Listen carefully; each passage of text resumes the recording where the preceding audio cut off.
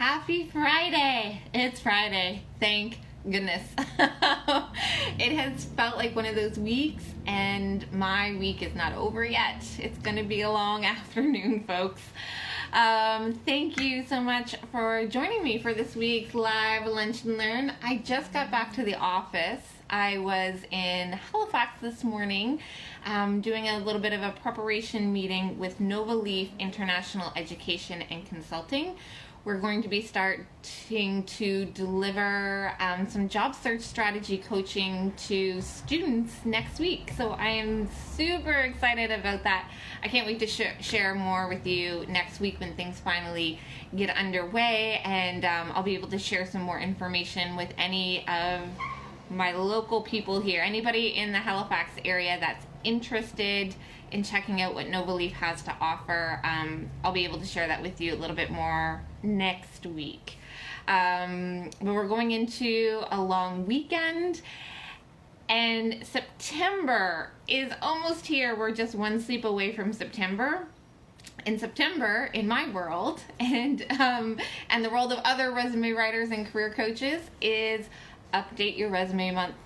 So for all of September, I am going to be doing live lunch and learns, all dealing with resume writing, and I'm going to go every week. I'm going to choose a different section of your resume and talk to you about how to update that, bring it into 2018, how to make it better, how to make it stand out, how to make it stronger, how to make it position you for whatever your dream job happens to be. Okay? Yes, and so since I was in Halifax this morning, I had a nice little commute on the ferry from downtown Dartmouth to downtown Halifax. So this Friday Live Lunch and Learn, I actually have like notes written down on paper, which is very rare. Normally I'm working off my computer, but today I've got some paper notes. Okay, so what I wanted to do today, before I dive into my whole series on resume writing and resume updating, I wanted to start or sort of kick that off and end off August with some pet peeves. So I have been talking quite a bit actually with one of my friends who is also a hiring manager, and he has been constantly sending me messages saying, can you remind people to do this? Can you remind people to not do this on their resume? He's coming up, he's getting a little frustrated, needless to say, with some of the errors and oversights that people have when it comes to writing their resume or applying for a job. Some of it's a little bit funny, but it's also a little sad because these people could be perfect fits for these roles. They could be quite talented individuals, and they're just losing out on those opportunities because they're not following sort of these guidelines or these standards that hiring managers expect from you. So we're gonna lift the veil right now, and I'm gonna go through some of the pet peeves that hiring managers have when they're looking at your resume. And the first one, and this one I find is a pet peeve for almost everything.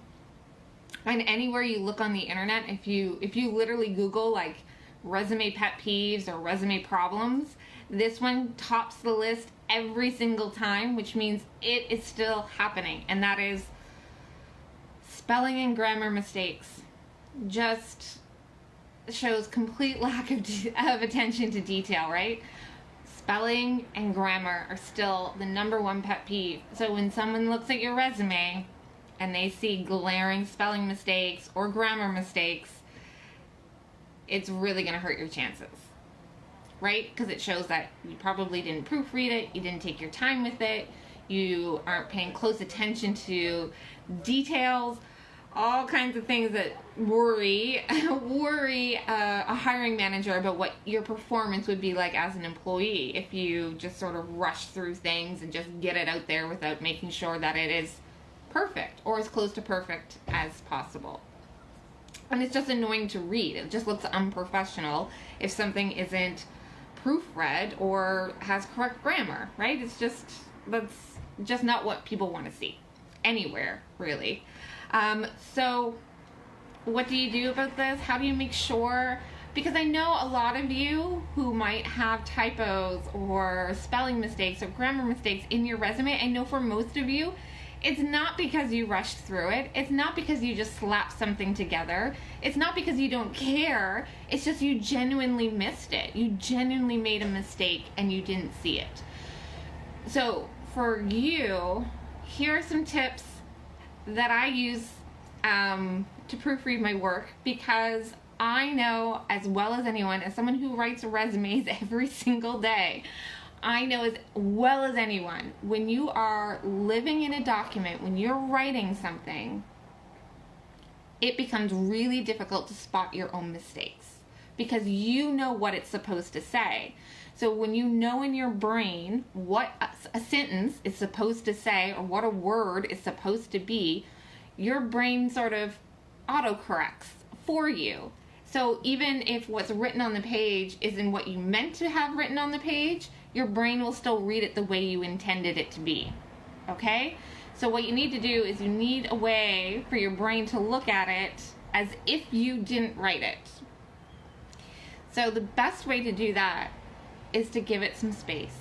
And I know this is really hard, right? Because a lot of the time when you are putting together a resume, it's because you found a job you want to apply for and you feel like the pressure is on. So you go to your resume, you make some updates, you look at it quickly, and you want to send it off as soon as possible, right? As soon as you see that great opportunity, you're like, got to get the resume over there to them. Or maybe there's a deadline or something, and it's like the end of the day, so you're just rushing to get that out, and you're hoping, you've scoured it, and you're hoping that everything's perfect. You need to create some space, and even if it's like 10 or 15 minutes, I want you to like walk away, go look at something else, read something else, just make yourself a cup of coffee, get outside of the document, create some space. If you can wait 24 to 48 hours, if you have that luxury, do it. Because when you come back to it, you'll be able to read it with fresh eyes, and that helps. Also, when you're proofreading, slow down. Don't skim through it. That's a great way to make sure you miss something. Don't skim. Slow down. One of the tricks that I use to slow myself down when I'm proofreading, and this is going to sound crazy, I'm really glad that I work in my own office by myself, is to read it out loud. Read every word. And when you're reading out loud, it's going to cause you to slow down, and you will catch those grammar mistakes because you're also going to be hearing yourself. You're going to hear how it sounds when you're reading it out loud. So that's another great way to catch the spelling and the grammar mistakes. One other trick that I like to use is to read it backwards. So I will read, not necessarily, don't read your sentences backwards, but read it from bottom to top. So read the last sentence, and then read the second last sentence, and then read the third last sentence. That can help. I have one more. Sorry, I wasn't done. One more trick I use that can help as well, just make your brain sort of slow down and look at it different, is to look at your resume in a different format than the one you created it in. So if you created your resume as a Word document, which is probably what 99% of you are doing, hopefully, actually, that's the best way to do it, is in a Word document. Save it as a plain text file or save it as a PDF and read it in that. Just that little change in how it looks, the appearance of the document, and that little change in the font will change slightly. Just that little change can trick your brain into thinking, oh, this is something new I'm reading. And when it's something new you're reading, again, that fresh eyes, you're going to catch those errors a lot more. You're going to catch more errors that way than if you read it in the original format. Okay? So that's still the number one pet peeve, spelling and grammar errors. So make sure you're using all of the techniques that I just outlined to you to make sure you're catching all the errors and you're not sending off resumes and cover letters that are just riddled with spelling errors and grammar errors. Okay? The second pet peeve, and this one is one that I feel isn't covered a lot by most resume writers, and I think maybe we're dropping the ball here, but is the file name of your document. So don't send a resume that is called just resume. Also, don't send a resume that just has your name on it. So you don't want a resume that just says Tammy Banfield resume and sent. When someone gets a hold of that resume, or if that comes to them in an email, they might not be entirely sure what that resume is for. So a lot of times a hiring manager may have multiple positions that they're filling. So if you don't make it really clear what pile your resume belongs to, digital or otherwise, they might just discard it because it's too much work for them to try and figure out who is this person, what are they looking for, what's this resume for, is this for us to just have on file, is this for an open job, I don't know. So what I would recommend, because hopefully, and I'm going to get to this one next, hopefully you're tailoring your resume for every job you apply for. But when you go to your resume, again, if you have it as a Word document, I want you to go to Save As, and you're going to save a copy of your resume for that specific position, and you're going to name it as such. So I would include the company name and the position title you're applying for. So it could be Tammy Banfield resume dash sales manager Sunshine Company. So that whoever gets that document, or however it's sent to them, or if it's forwarded through a big email chain, or if it comes to them through an ATS system, doesn't matter. It's pretty clear. It's Tammy Banfield's resume, and it's for the sales manager position at Sunshine Company. It also tells them that this resume was specifically written for that role in that company. And that's a good thing. You want them to think that you are specifically after that job and that job alone, even if you're applying for multiple jobs. You want them to know that you took the time, at least, to rename your resume specifically for that role and specifically for that company.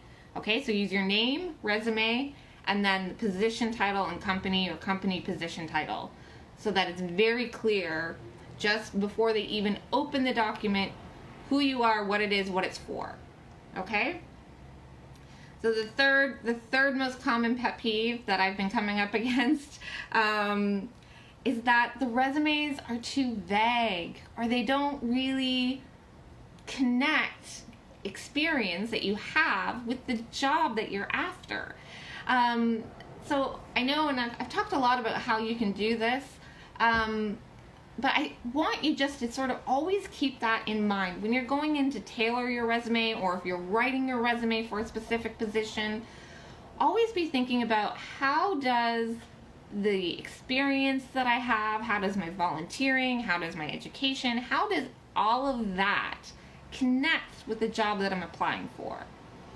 What skills do I have that connect with the job that I'm applying for? How can I write my summary section, or I hate calling it an objective statement, but I know you think ugh, I hate objective statements. I find them pretty useless. But that section at the top where you would talk about, where you would sell yourself for a job, that first little paragraph at the very top of your resume, that's where I really want you to connect what you have to offer with the job that you're seeking, how you're going to add value to that job. That way, when someone's reading your resume, they can immediately frame things that way for themselves in their mind. They don't have to, you don't want to make a hiring manager work too hard, okay? You don't want to leave it up to someone else to sort of translate your resume. You don't want to leave it up to someone else to look at it and think, okay, well, they've done this and this, so maybe that means they could do this job. That's no good. You don't want your resume to raise more questions than it answers. You want to answer questions, okay? So don't send off these vague, broad resumes that could apply to anything, or because oftentimes they end up not really having an impact on anyone or any job that you apply for. So really try your best to connect your resume with the job that you're seeking.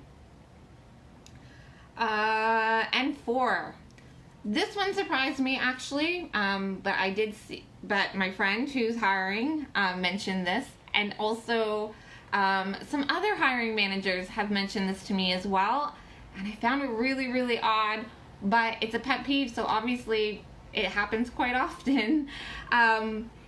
Incorrect contact information. Incorrect contact information. That means people are sending resumes and their phone number isn't right, their email address isn't right, their LinkedIn link isn't right and doesn't connect. Okay, guys. When you're proofreading your resume, don't skip that part. Don't skip that part. So when you're reading your resume out loud, start with your name. Read your name out loud. Read your address. Read your phone number. Read your email address. Make sure those are right. It would feel incredibly awful for you to not be getting calls or not be getting emails with potential interview requests or invitations, all because your phone number or your email address wasn't right. So please, please, please double check that. Because I have been hearing that from some hiring managers that they'll call the phone number listed and they get like disconnected messages, or the email bounces back. So obviously, these are hiring managers who are reaching out to people they want to interview and can't reach them. So nothing else was wrong with the resume, everything else looked good, but they couldn't be called for an interview because they couldn't be contacted. Let's not make that mistake, okay? I mean, I know resume writing is tough and there's a lot of like nuance to it sometimes, and that's why I encourage people to come to me and other resume writers to get a little bit of help with it, because it can be a struggle, it can be a challenge. But for the love of all that is good and holy, please make sure you have a correct phone number and email address on your resume, okay? So that's it. So I'm going to just quickly recap the 4 top pet peeves of hiring managers when they're reading your resume. Spelling and grammar mistakes. Proofread. The file document name. So when you're saving your Word document or your PDF or whatever, make sure that file name has your name and also includes the company and position title that you're applying for at that company. 3, make sure your resume is not super vague. Connect your experience with the job. Make it obvious to anyone reading your resume what job you're applying for, what value you have to add to that company. And 4, make sure your contact information is correct and up to date. Especially important if you're updating your resume and you're using one from a couple years ago. That cell phone number that you changed like 3 months ago, make sure it's up to date, right? I understand how this can happen, but come on, make sure your contact information is right. Okay, that's it for me today. I turned it into a little bit of a Friday rant before the long weekend. I'm sorry. But you need to know this so you're not making mistakes and you're not being unwittingly declined for jobs because of these fairly minor errors, which is why I think it's such a pet peeve for people when they come across resumes that don't even live up to this sort of standard. You're all better than that, and I know you're not going to make these mistakes. Okay, so next Friday, we're going to get into Update Your Resume Month. I'm going to go section by section. So if you are updating your resume, because I know a lot of people do this in September, fall rolls around, we start looking for new jobs. If you have any specific questions that you want me to address on upcoming episodes of the live Lunch and Learn, let me know. Please send me an email, tammy@kitglasscareers.com, or send me a message through Facebook, and just let me know what you want me to include, and I will include it. I will absolutely answer your question. Okay, that is it for me. I am gonna get back to the grind here. Long afternoon ahead of me before I can start celebrating for the long weekend. I hope you all have a wonderful, enjoyable, relaxing, peaceful, and safe long weekend. I hope the weather holds out for everybody, and I will see you next week, next Friday, on another live Lunch and Learn. Take care.